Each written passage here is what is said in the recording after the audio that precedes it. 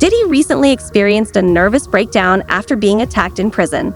Reports suggest he is being targeted due to the sensitive information he possesses, with powerful figures in Hollywood and the music industry allegedly trying to silence him out of fear of what he might reveal. According to a report from the Daily Mail, that's why Diddy had a breakdown. A person close to him apparently said, quote, "Spending the holidays behind bars was a nightmare for him."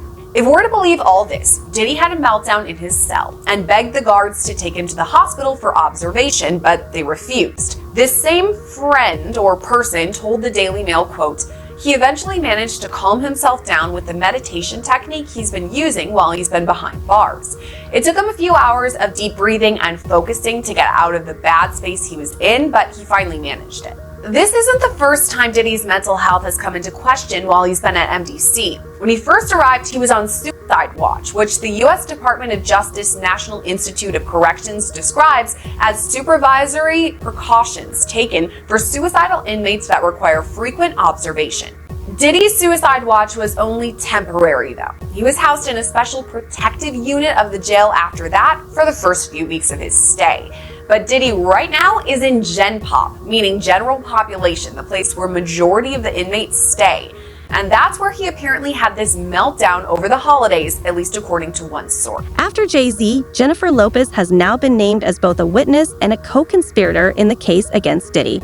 A new lawsuit has emerged, accusing Lopez of being involved in covering up a crime.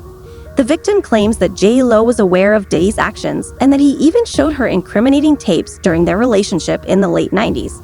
Once the case goes to trial, Lopez will be required to testify, and it's unclear what she might reveal. But going back to Cardella Smith's filing, his notice says that Jennifer Lynn Lopez, aka J-Lo, aka Jenny from the Block, quote, will be called as a material witness and expert to Sean Combs' viewing, possession, and distribution of his sexual assault upon the plaintiff in 1997, and the orders of defendant Sean Combs forcing Jennifer Lopez to remain silent about the videotaped sexual assault of plaintiff by defendant. Plaintiff states that the material witness Jennifer Lynn Lopez, also known as J-Lo and Jenny from the Block, was engaged in a relationship with the defendant Sean Combs during 1999 and 2001, and that the sexual assault of the plaintiff was recorded, distributed, and held by the defendant at his New York residence and recording studio.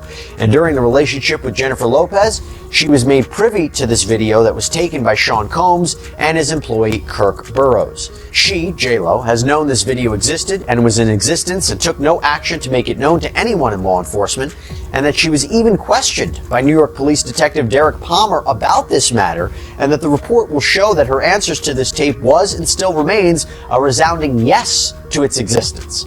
And again, Cardella Smith writes that he wants to call Officer Derek Palmer as a witness because he says Palmer is the one who questioned Lopez and believes that he will have testimony that could help his case. Now, as I mentioned, Diddy's legal team has called for this entire case to be thrown out. Cardella Smith has filed a massive response to that request that totaled more than 200 pages. Probably half of it was just straight up copies of case law that seems to support his arguments, word for word. It's something out of like a legal textbook. There's so much to slog through, but I kind of want to give you some of the highlights. So first, in addition to the claims of rape and a cover-up, Cardella Smith also claims and alleges that Combs was violent towards his loved ones. At times, Cardella Smith addresses alleged threats against his family. Other times, he says Combs actually caused serious injuries to his brother.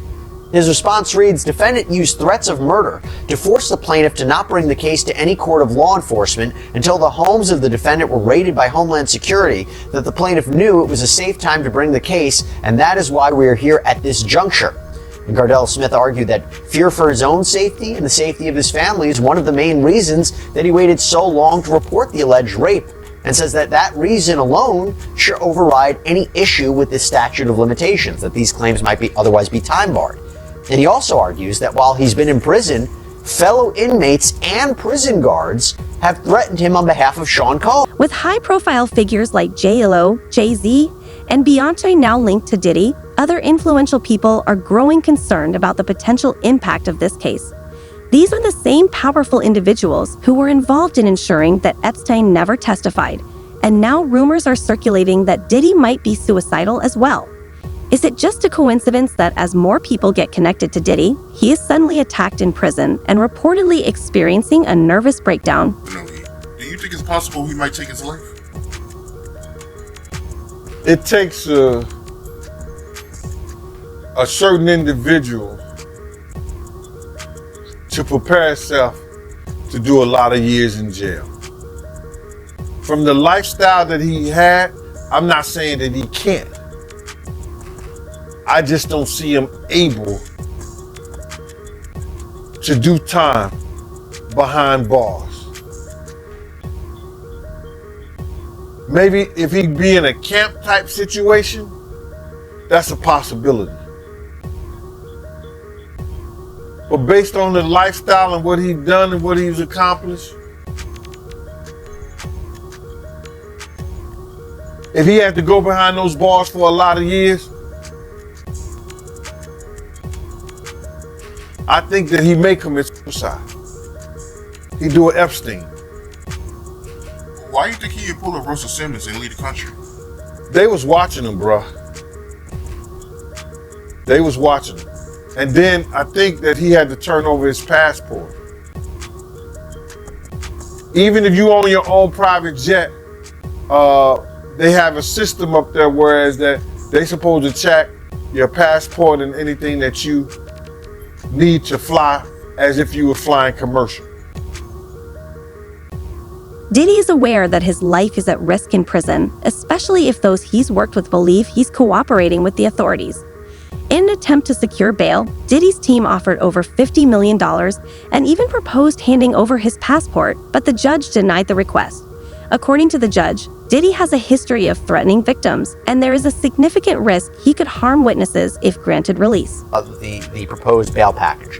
A $50 million bond, co-signed by him, his mom, his sister, the mother of his oldest daughter, and his 3 adult sons. It's going to be secured by the equity in his property in Miami, Florida. Home detention, his passport will be surrendered. The government said that's insufficient. They said, look at the charges, look at the weight of the evidence that I just mentioned. They said they have allegations that he and his associates were trying to tamper with witness testimony last year so that they wouldn't cooperate with the government. What do you take away about who has the stronger argument in terms of bail? Well, I think his counsel has done the best they possibly can. I think bringing him there voluntarily is very smart, starts them out on the right foot. But I think the last thing that you just mentioned, the interfering with witnesses. That's the allegation, yeah. Yeah, if that's true, or I should say, if there's real indicia that happened, I think that might tip the scales in favor of not letting him out pending trial, because I think, and you know this, I think judges take an extraordinarily dim view of that, and that might be the factor that tips the scale against him. But I think as far as a tactic, I think it was very smart to do what they did and to say, look, you know, he's here, you didn't have to track him down, he's got a real defense here, he's doing everything right, at least right now. I'm not sure it's going to be enough at the end of the day. Diddy's attorney, Mark Inapo, recently announced in a press conference that they plan to seek bail again. He suggested that the current jail isn't safe for Diddy and recommended that he be placed under house arrest. Additionally, there are rumors about Diddy's alleged involvement in certain activities, and it's known that such individuals don't fare well in prison. As a precaution, Diddy is not in general population but has been placed in solitary confinement for his safety.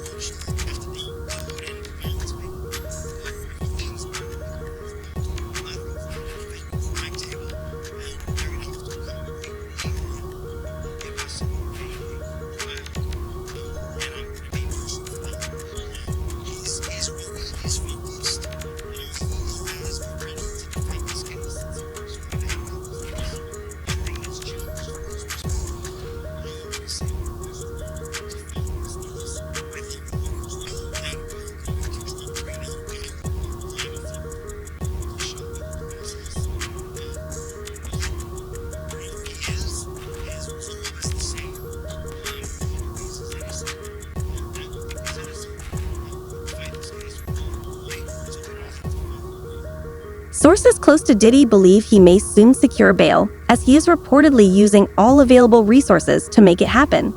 It's also worth noting that Diddy has a close friendship with Eric Adams, the mayor of New York. Just a month before his arrest, Diddy was awarded the key to the city, a gesture that raises questions, considering Adams must have been aware of the ongoing investigation against him. Despite this, the mayor still presented Diddy with the key, likely as part of an effort to rehabilitate his public image. The prosecutor presented that the judge was going to allow him to be bonded out on the first get-go. Now, if he comes up with some more hearings, he might be released. But based on the evidence, they've been following him, bro. They've been tapping his phone, been having people watch him. You understand?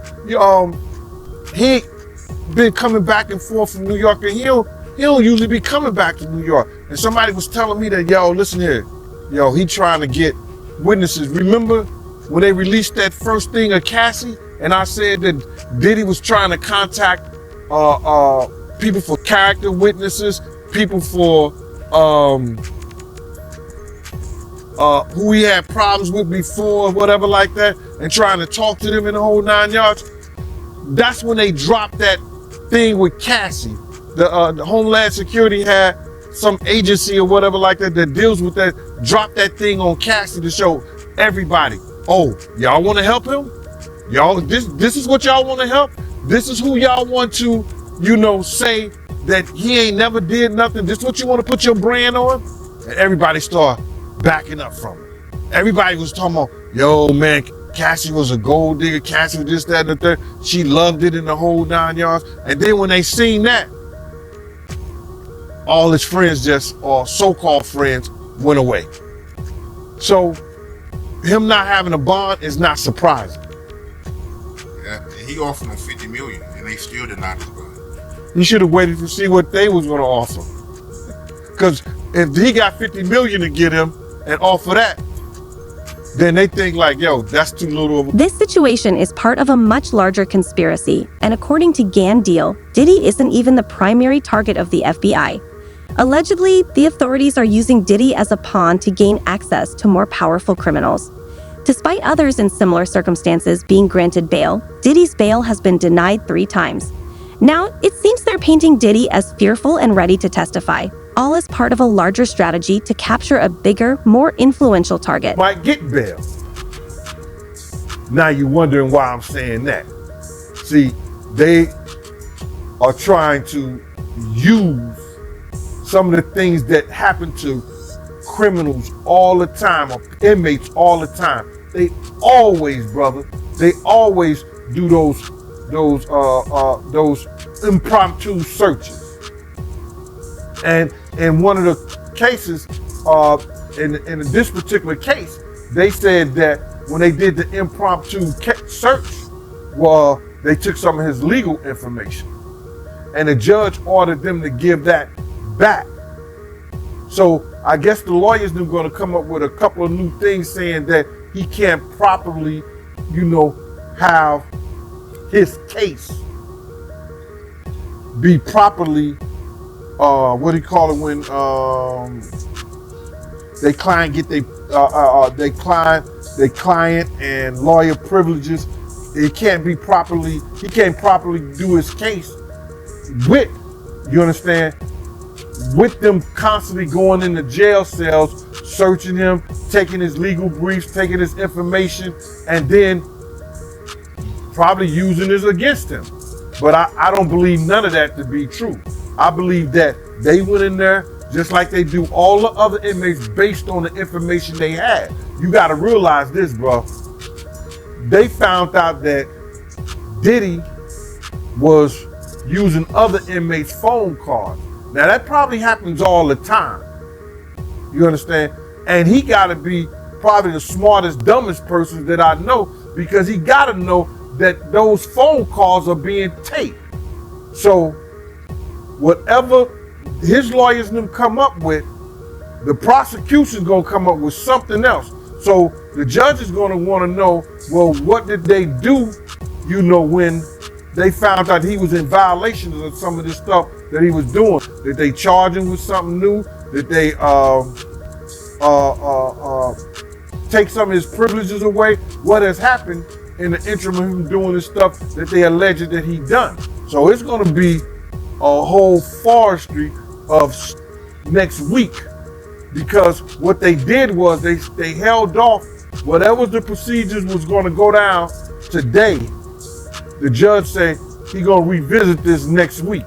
So I guess, I don't know if it's Monday, Tuesday, Wednesday, we'll find out what's going on, but it's going to be something that I think it may shock the world. In a recent episode of the PPD podcast, Fox News host Jess Waters revealed that Fox News had received intel suggesting Diddy is being set up to take the fall. It's crucial to remember that Diddy is connected to some of the most influential figures in the country, and if he speaks out, many of these individuals could face prison time. Bring in these people.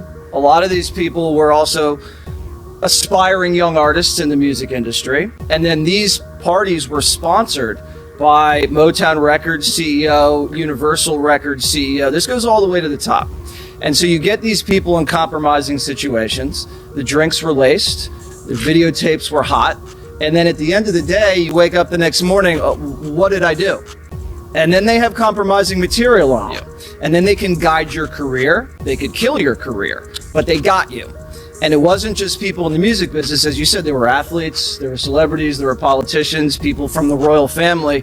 And we were also told by the former bodyguard that Diddy was an FBI informant. So he was a snitch and was feeding information to the feds. And we don't know what that means. We haven't been able to confirm it, but even Little Rod said it's not just like Epstein, it could be worse than Jeffrey. The feds now have all the evidence they need to charge Diddy, including video footage of his alleged crimes that was confiscated during a raid of his mansion. Victims are beginning to come forward and testify against him. Attorney Ariel Mitchell, who represents clients in cases against Diddy, recently revealed in a media appearance that she had been made aware of the tapes and was even offered the chance to purchase one. These tapes are said to contain footage of A-list celebrities engaged in intimate acts with drugged minors at Diddy's parties. Well, breaking news right now, Larry. I am just getting word. People magazine says it's got a source on the inside that tells them that P. Diddy's on suicide watch tonight. Do your sources confer the same information? Are they saying it was possible? Hey, real quickly, all that commissary stuff, he's not getting any of that because people in the SHU have an abbreviated list. So he's out of luck. No stake for him. Yeah, he is on suicide watch. This guy thought he would have went home. All of a sudden, he didn't get bond. Remember, the first night that he was there, he was like an overnight guest. When they told his bond hearing, now they checked him into the system, and reality has hit him. And I understand that he has a shrink coming by his cell to see him several times a day. And now there's talk about putting him in, it's like a bubble. It's like a cell that has like a plexiglass wall in it where they have inmates watching you. That's actually their job, to keep an eye on the inmates that are on suicide watch. Another error that I guess some warden told me this. There are sentenced inmates there. They're called cadre inmates. They don't have to be white collar inmates, but they're doing maintenance on the building. And the problem why there's a lot of violence there, they have housing units. And they're mixing bank robbers, drug dealers, rapists with white collar people. And this is why Diddy, he can't go into a regular housing unit because somebody will take him out for sure. Somebody's gonna get a lot of street credibility out of this. People that are doing substantial time that know they're never getting out. They'll just kill a guy. No questions asked. You think that they'd suck up to him because he's got a lot of money, and if he ever does get the commissary options, he would be able to help them. Some people do. Because I gotta wrap it real quick. Okay, some people do think that Diddy can help them, but this guy's going to be locked up forever. His case will probably take at least 3 years to litigate. He'll stay at MDC. There's rumors that he wants to go to Essex County Jail in New Jersey because he doesn't like MDC. He's a marshal's inmate. There's no way they're going to transfer him back and forth, I don't know, several times a week, 6 marshals to do it. Jersey. He's out of luck. Is your client fearful if Diddy does get out? as you know, I represent other clients, actual victims who have sued Mr. Combs, Diddy, in civil court, and all of them are very apprehensive about their safety if he were to be granted bond. I am confident in the court. I am sure that the court will remain with their previous decision of no bond. I feel like the judge only gave this let me think about it just to not make it as obvious, but I have all the confidence in the world and the federal court and the state of New York that they will remain keeping Diddy under no bond, and that all of the victims in this case will be able to proceed sooner rather than later. Yeah, and you mentioned, I mean, you don't just represent this man, you represent other alleged victims too, and people involved. Have there been any threats made against any of your clients? There have been threats from people on the internet, but not from, at least what we don't know, from Diddy to me directly. So my clients have, Mr. Burgess has received several death threats. My client, Mrs. Parham, has been receiving threats, but we don't know if they're just regular people from the internet or if they're actually people who were sent by Diddy. Do you have any idea where the threats are coming from? I mean, have you done any investigation?